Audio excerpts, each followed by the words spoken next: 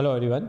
So recently India और USA ने एक ट्रेड एग्रीमेंट साइन कर लिया है, जिसका information ministry of external affairs ने दे दिया है, जिसका इंफॉर्मेशन हमें खुद यूएस के प्रेसिडेंट डोनाल्ड ट्रंप के द्वारा भी हो गया है। अब देखते हैं ये जो ट्रेड एग्रीमेंट हुआ है ये इंडिया को कितना बेनिफिट करेगा। इस ट्रेड एग्रीमेंट के अंदर कुछ क्वेश्चंस भी हैं, वो भी हम देखने वाले हैं, क्योंकि कुछ इस ट्रेड एग्रीमेंट के अंदर कुछ ऐसी चीज़ें जो क्लियर नहीं है उसको हम देखने वाले हैं। इसका इम्पैक्ट इंडिया और रशिया की फ्रेंडशिप पर कैसे पड़ेगा, ये हमको कैसे हेल्प करेगा कि हम चाइना को काउंटर कर पाए। तो देखते हैं पूरा मुद्दा क्या है, पूरा इशू क्या है। सबसे पहले इंडिया और यूएसए ने क्या कर दिया है, एक बायलेटरल बायलेटरल मतलब द्विपक्षीय ट्रेड एग्रीमेंट साइन कर लिया है। जिससे क्या हो रहा है आपको पता होगा, यूएसए ने इंडिया पे पहले 50% टैरिफ लगाया, फिर उसको 25% कर दिया। अब हमारे इंडिया के ऊपर जो टैरिफ है वो 18% है। टैरिफ मतलब क्या, पहले अगर कोई इंडियन प्रोडक्ट यूएसए के अंदर $100 का मिल रहा था तो टैरिफ लगाने के कारण क्या हो गया था, वो $118 का हो गया था। बट नहीं, पहले क्या था, कोई प्रोडक्ट अगर यूएसए में $100 का है तो यूएस टैरिफ लगा देता तो $150 का हो जाता, तो इसको घटा के उन्होंने 125 किया और अब उसको सिर्फ 18% कर दिया। टॉक्स ये चल रही है, बातें ये चल रही हैं कि ये 18% भी हट जाएगा बाद में जाके। मतलब इससे बेनिफिट किसको होने वाला है ट्रेड एग्रीमेंट से, इससे बेनिफिट होने वाला है इंडियन एक्सपोर्टर्स को।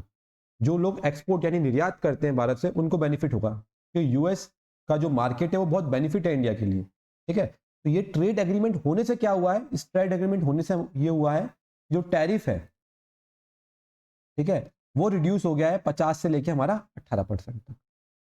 ठीक है, तो इससे पहले हमारा कितना था, पहले 25 था, 25 से पहले 50 था, 50 से 25 हुआ, 25 से 18 हो चुका है। ठीक है, और ये जो टॉक्स हुई हैं, बातें हुई हैं, डायरेक्टली यूएस के प्रेसिडेंट और इंडियन प्राइम मिनिस्टर दोनों के बीच में हुई है। ठीक है, यूएस क्लेम कर रहा है कि इंडिया विल, अब ट्रेड एग्रीमेंट हुआ, सब कुछ अच्छा अच्छा हुआ, तो ये भाई साहब इतने तो अच्छे नहीं है कि सारे दरवाजे हमारे लिए खोल देंगे, टैरिफ भी कम कर देंगे। इन्होंने सबसे पहले बोला है कि इंडिया को रशिया का ऑयल जो है उसको इंपोर्ट करना बंद करना होगा, और क्या बाय करना होगा, जो यूएसए ने अभी वेनेजुला पे क्या कर दिया है, कब्जा कर लिया है, वेनेजुला को हथिया लिया है, तो वेनेजुला का जो ऑयल है उसको इंपोर्ट करना पड़ेगा, सबसे पहली चीज। ठीक है, और दूसरी बात यूएसए ने क्या बोला है कि इंडिया यूएसए से, जी हाँ, $50 बिलियन का क्या करेगा, चीजें इंपोर्ट करेगा। $50 बिलियन, ये अपने आप में बहुत बड़ा नंबर है।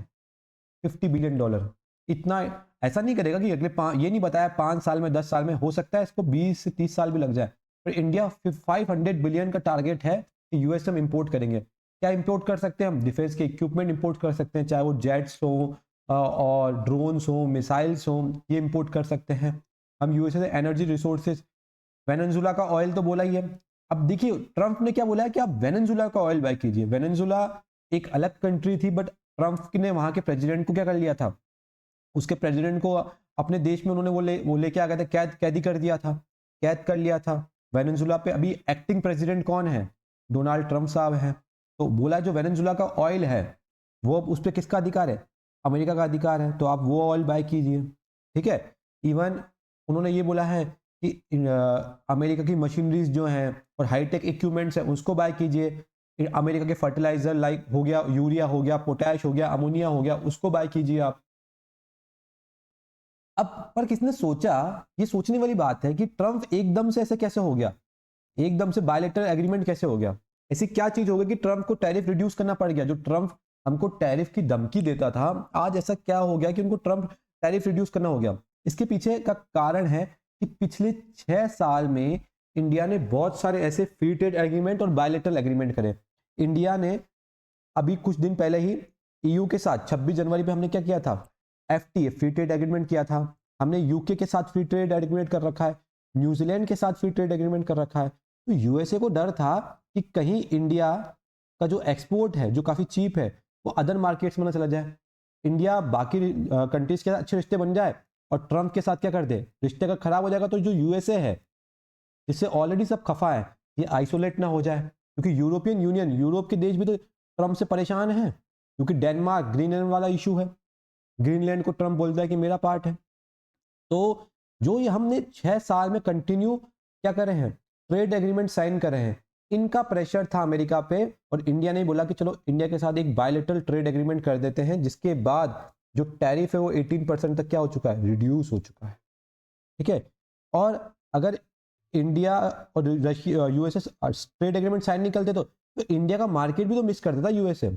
बाकी कंट्रीज इंडिया के साथ क्यों करती, क्योंकि इंडिया के पास एक मार्केट है, हमारे देश की पॉपुलेशन बहुत ज़्यादा है, हमारे यहाँ पे गुड्स सर्विस की डिमांड बहुत ज़्यादा है। ठीक है, और अगर अमेरिका नहीं कर रहा तो बाकी देश तो कर ही रहे हैं। अब एक पर आपने सोचा है कि इंडिया ऐसा भी तो कर सकता है कि यूएस को बोले कि हम आपको बढ़ावा ही नहीं दे रहे, यूएस के साथ बात ही ना करे। Why India need US, India को यूएस क्यों चाहिए, क्या रीजन है उसका?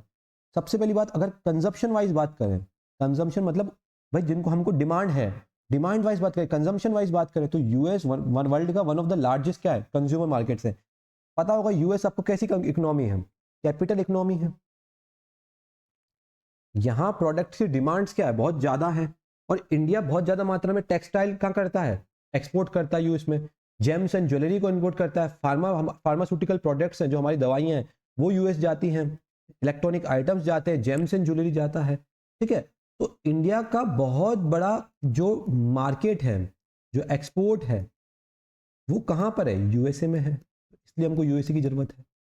ठीक है, दूसरी बात, इंडिया को चाइना को काउंटर करना है, क्योंकि कल को इंडिया और चाइना के बीच में कोई कॉन्फ्लिक्ट होगा तो आपको पता है रशिया तो सपोर्ट नहीं करेगा, तो रशिया खुद अब डिपेंडेंट है किस पे, चाइना पे। तो उस टाइम इंडिया को चाइना को काउंटर करने के लिए यूएसए की रिक्वायरमेंट होगी, इन terms of technology, in terms of funding, in terms of global pressure. इसलिए इंडिया यूएसए के साथ एक अच्छे रिलेशन बना के रखना चाहता है।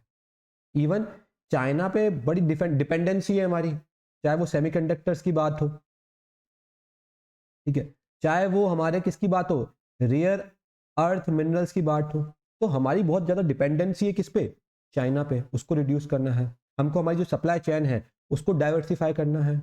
और यूएसए और इंडिया दोनों एक डेमोक्रेटिक कंट्री है, चाइना भी अपने आप को डेमोक्रेटिक बोलता है, पर यहाँ पे डेमोक्रेसी की बहुत ज़्यादा क्या है, हत्या होती है। चाइना में क्या होता है, चाइना डेमोक्रेटिक कम और डिक्टेटरशिप ज़्यादा दिखता है। चाइना के अंदर जो मेन जो वहाँ के प्राइम मिनिस्टर है उनका कंट्रोल बहुत ज़्यादा है। चाइना के अंदर जो आवाज़ है, जो कुछ भी इशू होता है तो बाहर नहीं आता है। तो इंडिया और यूएसए के in terms of polity democratic principle जो है वो सेम है। दूसरी बात जो हमको मिस नहीं करना चाहिए, दैट इज चाबार पोर्ट। आपको पता है कि इंडिया ने यहाँ ईरान पे क्या बना दिया है, एक चाबार पोर्ट बनाया है। इस चाबार पोर्ट को बनाने के कारण क्या हो रहा है, जो सेंट्रल एशियन कंट्रीज है जैसे Azerbaijan, Turkmenistan, Uzbekistan, even Russia, यहाँ पे हमारी क्या हो जाएगी, एक्सेसिबिलिटी हो जाएगी। पहले हमारे को अगर रशिया से ऑयल बाय करना तो हम कैसे जाते थे, यूं जाके इतना बड़ा रास्ता। चाबार पोर्ट के बाद यहाँ से अफगानिस्तान से होते हुए, अजरबैजान से होते हम डायरेक्ट रशिया से कनेक्ट कर सकते हैं। इवन अपना ये इंडिया ये वाले मार्केट को कैप्चर कर सकता है, सेंट्रल एशियन कंट्रीज के मार्केट को। तो चाबार पोर्ट हमारे लिए काफ़ी इंपॉर्टेंट है। और आपने कुछ टाइम पहले पता होगा यूएसए ने इंडिया को बोला था कि अप्रैल 2026 तक आप चाबार पोर्ट से बोरिया बिस्तर बांधिए और जाइए। वो चीज़ अब इंडिया को क्या कर पाएगा, और इंडिया को वीवर मिल पाएगा कि इंडिया ईरान का पोर्ट क्या कर सकता है, यूज़ कर सकता है, क्योंकि ईरान और यूएसए के संबंध अच्छे नहीं है। ईरान और यूएसए के संबंध अच्छे नहीं है। यूएसए वार्न कर चुका है कि चाबार पोर्ट अब मत यूज़ किए, पर इंडिया ने उससे परमिशन ले रखी थी अप्रैल तक की। बट अब उस परमिशन को एक्सटेंड किया जा सकता है, क्योंकि इंडिया और यूएसए के बीच में क्या हो चुके हैं, बायलैटरल एग्रीमेंट हो चुके हैं। ठीक है, इवन पाकिस्तान का जो ये ग्वादर पोर्ट है उसको काउंटर करने के लिए हमारे पास क्या है, चाबार पोर्ट है। 32 किलोमीटर की डिस्टेंस है दोनों के बीच में। कुछ लोगों का मानना है कि इससे इंडिया और रशिया पे क्या इंपैक्ट पड़ेगा, क्या रशिया इंडिया से नाराज हो जाएगा, क्योंकि ट्रंप ने कंडीशन क्या रखी है, ट्रंप ने कंडीशन ये रखी है कि आप जो क्रूड ऑयल है वो रशिया से बाय नहीं करोगे, आप कोई एनर्जी सेक्टर में कुछ बाय नहीं करोगे, डिफेंस सेक्टर में कुछ बाय नहीं करोगे। बट रशिया और इंडिया का संबंध ऐसा है जैसे ध्रुव तारा। पीएम मोदी ने क्या बोला रशिया को, ये तो हमारा ध्रुव तारा है, रशिया हमारा एक मैच्योर पार्टनर है।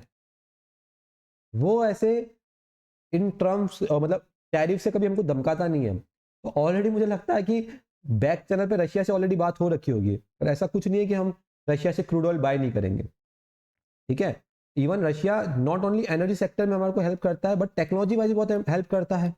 चाहे वो क्रायोजेनिक इंजन का मामला हो, चाहे वो अपना MiG-27 हो या फिर अपने S-400 हो, रशिया डिफेंस सेक्टर में टेक्नोलॉजी शेयर में काफ़ी ज़्यादा हेल्प करता है इंडिया की। जैसे ये डील हुई उसके बाद जो हमारे प्राइम मिनिस्टर थे उनका रिएक्शन क्या था कि भाई उन्होंने इस टैरिफ रिडक्शन को वंडरफुल कहा और यूएस और इंडिया के जो ट्रायल्स हैं, जो रिलेशन है वो काफ़ी अच्छे करा, मतलब उन्होंने सराहना दिए ट्रम्प के स्टेप को कि रिड्यूस हो गया 18 से।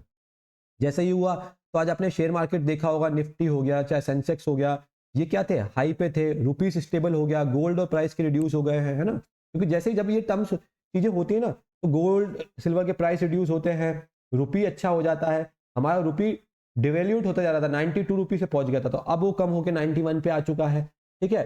सेंसेक्स और निफ्टी अच्छा हो चुका है। और अपोजिशन और यहाँ पे जो कमेंटेटर्स हैं, जो क्रिटिक्स हैं, जो आलोचक हैं, उनको अच्छा नहीं लग रहा है। क्यों?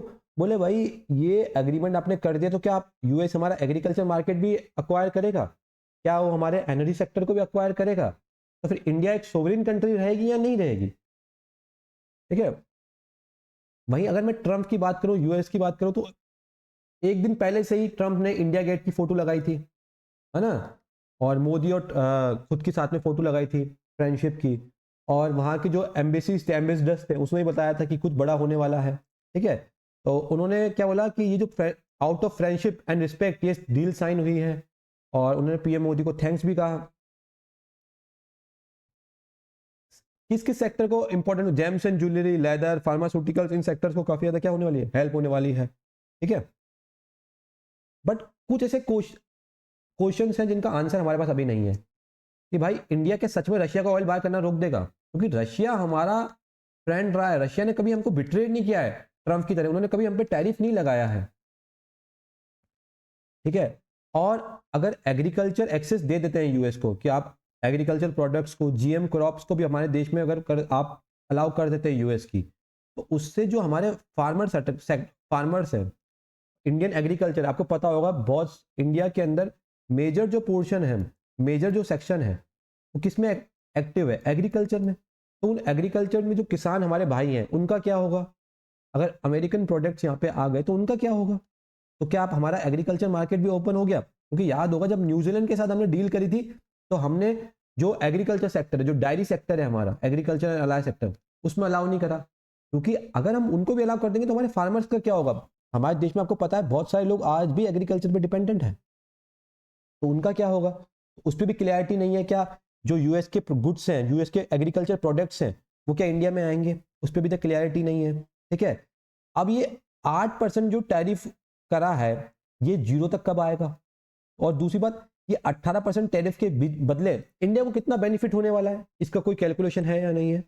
तो ये सब हुआ है, तो अभी देखते हैं क्या क्या इसमें आगे डेवलपमेंट होता है, कैसे इंडिया और यूएसए के टर्म्स और बेटर होते हैं, क्योंकि दोनों एक दूसरे के लिए जरूरी है। और आपको पता है इंडिया और यूएसए, चाहे वो क्वाड हो, है ना, क्वाड के अंदर भी साथ में है, चाहे वो I2U2 हो। I2U2 क्या था, इंडिया, इजराइल, यूएई और यूएसए। तो इन सब जो ग्रुप्स हैं, अगर इंडिया और यूएसए के अगर टर्म्स अच्छे नहीं हो गए तो इन ग्रुप्स में क्या हो जाता है, क्वेश्चन मार्क हो जाता है। तो देखते हैं आगे कैसे डेवलपमेंट होता है। जो रशियन एम्बेसी है, रशियन एम्बेसडर से उनका क्या बयान आता है ऑयल के रिगार्डिंग, और क्या सच में इंडिया रशिया का ऑयल बाय करना बंद कर देगा, तो वो तो धीरे धीरे हमको मालूम चलता जाएगा जब हमारी मिनिस्ट्री ऑफ एक्सटर्नल अफेयर इस पर क्लियरली खुल के बोलेगी। Okay, thank you so much everyone, मिलते हैं हमारे नेक्स्ट लेक्चर में।